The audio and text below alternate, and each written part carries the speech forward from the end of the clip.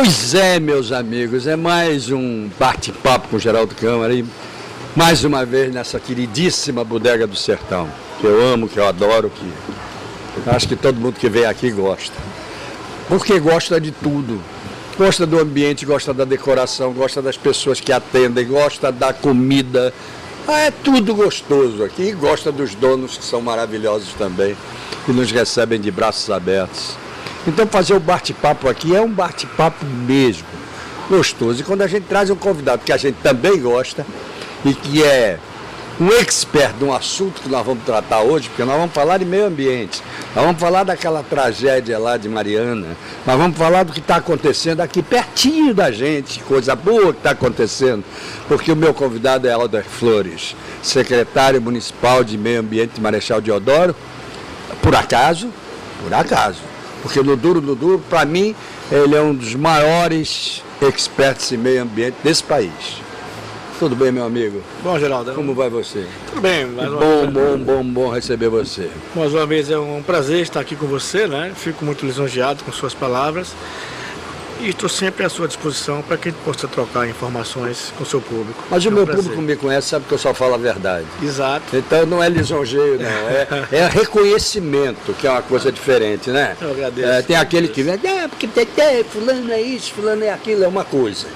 Agora outro fulano é isso porque é isso, então é outra coisa.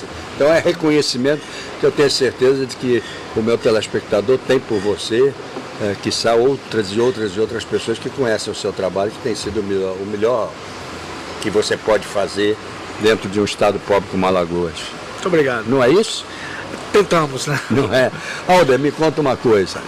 Eu queria começar por um assunto aí, por essa tragédia de ordem nacional que realmente está impactando todo mundo, deixando todo mundo sem entender como é que as coisas acontecem desse jeito.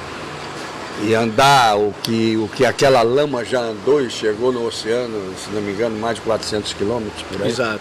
Né? Um negócio seríssimo. Eu queria que você explicasse didaticamente mesmo, melhor ao nosso telespectador. Bem, inicialmente uma atividade com aquele potencial de poluição era para ser implantada nesse ou naquele local, requer alguns estudos específicos. Há exemplos de um estudo de impacto ambiental, há um exemplo de um estudo de avaliação de risco, há uma avaliação de um estudo da bacia hidrográfica como um todo, né? Onde exista a previsão de um evento dessa natureza.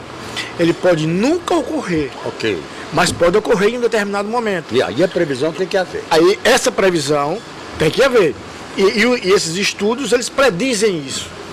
E predizem também os mecanismos de você tentar minimizar, reter um pouco, tá certo? E as ações que devem ser adotadas para a evacuação dessa ou daquela comunidade. Isso são os estudos de riscos, os planos de emergência, os planos de contingência. Eles são estudos que são específicos para ocorrer, para serem aplicados nessas situações. São estudos preventivos, no caso de ocorrência de algum evento dessa natureza. Certo. Os técnicos que trabalham com o meio ambiente sabem muito bem que uma atividade dessa requer alguns cuidados específicos. Por exemplo, requer um monitoramento quase que rotineiro nessas barragens, para se observar o nível, o volume de resíduo que se encontra lá, como se encontra essa barragem, essa contenção desses resíduos como um todo, como se encontram os taludes, como se encontra... Qual é a sua carga orgânica, inorgânica e de metais? Agora, isso antes de se fazer a barragem? Não, isso é um procedimento rotineiro. O projeto foi analisado pelo órgão competente, foi analisado e autorizou-se a sua implantação. Muito bem, mas esses estudos todos preliminares são antes.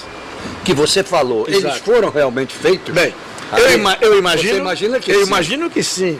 A legislação ambiental, ela é para Minas Gerais, como é para o estado de Alagoas. Ok, tudo bem. Tá certo? Então, o que pode ser diferenciado é o modus operandi de como o órgão ambiental, quer seja do governo municipal, do governo estadual ou do governo federal, ou a própria atividade industrial que é responsável pelas suas operações, tiveram os procedimentos operacionais de fiscalização nessa barragem ou em outras qualquer. Ok. E os estudos predizem, caso ocorra um evento dessa natureza, o que se deve fazer?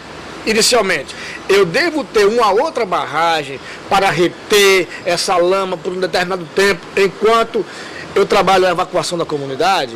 Para onde é que essa comunidade vai? Tá certo? Que tempo de resposta eu tenho para um acidente dessa natureza? Muito bem. Foi feita uma simulação. Os sistemas de unidades industriais com esse potencial de risco, é obrigatório que se faça simulados para o caso de ocorrência de um evento dessa natureza. Muito bem. Eu não sei se simulados que envolvem até a evacuação da cidade. Exato, envolve a comunidade, os órgãos competentes que estão em área de risco. O que é que deve fazer? Para onde é que eu devo ir? Muito bem. Que local eu vou? Qual é a condição que o Estado tem para isso? Ou que a empresa propicia para isso? Que danos ambientais pode ocorrer? Que danos podem ocorrer ao ser humano? Perfeitamente. A fauna, a flora? Isso tudo tem que ser avaliado nesses estudos. E devem estar sempre em contato com a comunidade, com a defesa civil, com o corpo de bombeiro e com a própria unidade, que é a responsável pela sua operação. Muito bem, no caso, pela sua manutenção. A Samaco, exatamente. Samaco, né? Exatamente. Muito bem. No caso, ela era a responsável. Muito bem.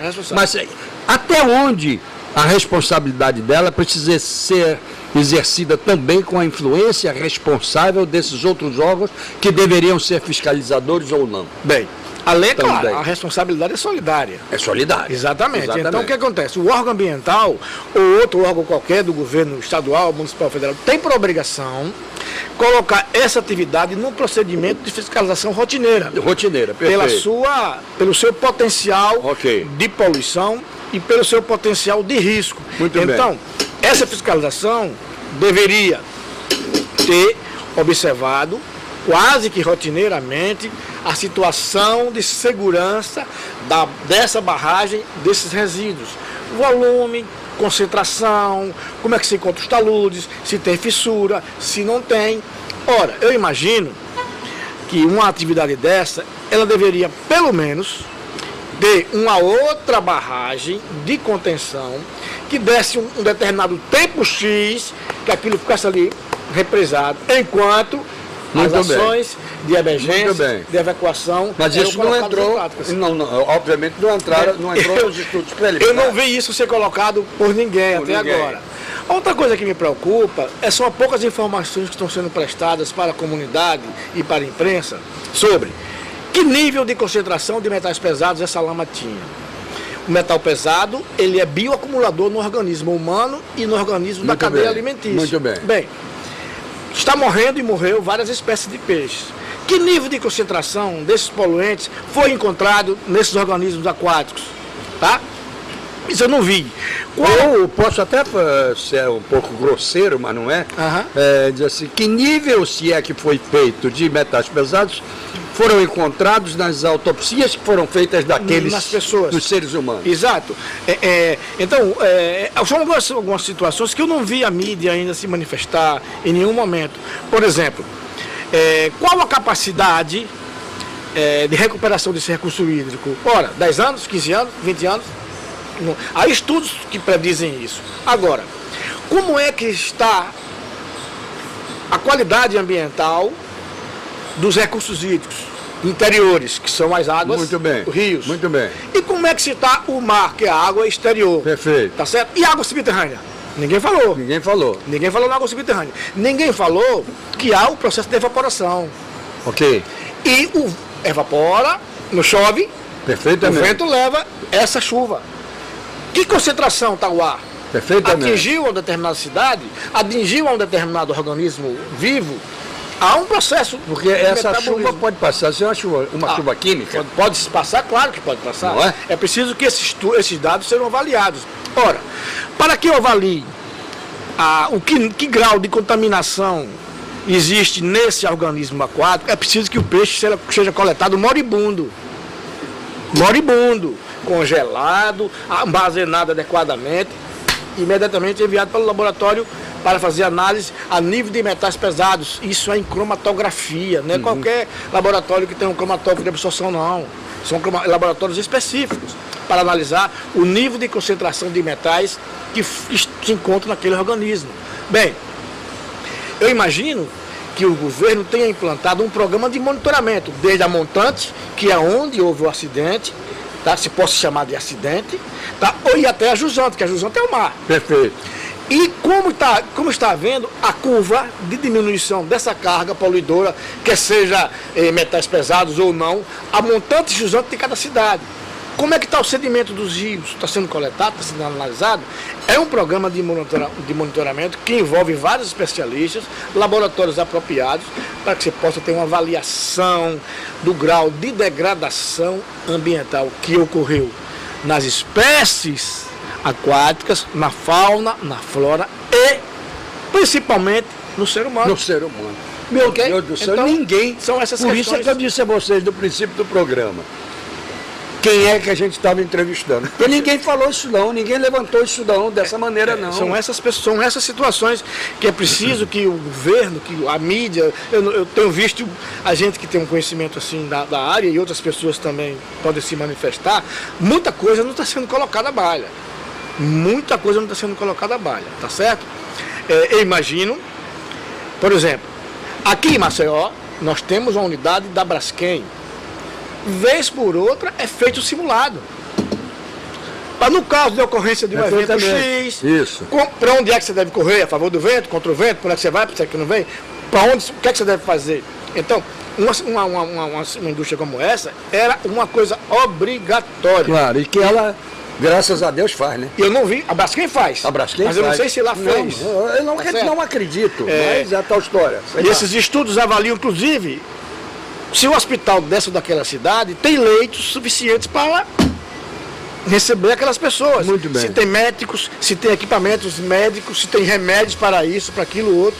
Então há todo um envolvimento de um estudo macro para que você tenha esses sistemas. Agora, outra coisa importante é... Outra coisa importante você guarda? Guardo. Guarde, porque eu vou aos comerciais rapidinho. Perfeito. Tá certo? Porque Tranquilo. eu estou aqui bebendo as palavras do Alder e eu acho que vocês em casa também. Mas eu tenho que lembrar vocês dos nossos patrocinadores. Eu vou falar muito rapidamente. Vou falar sobre o lançamento da Teto, que é o Riacho Doce Beach Residence, o nome está dizendo, em Riacho Doce, acho que você deve conhecer. A loja da Algás Conforto, aqui no Passeio Estela Maris, para você entender o que é o gás encanado e as aplicações dele, ok?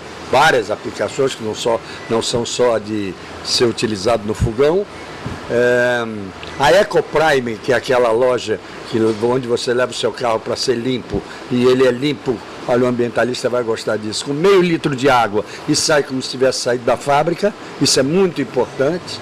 O buffet da Isabel Pinheiro fazendo, e agora no fim do ano, então, cheio de coisa, de novidade por aí nos eventos e nas confraternizações.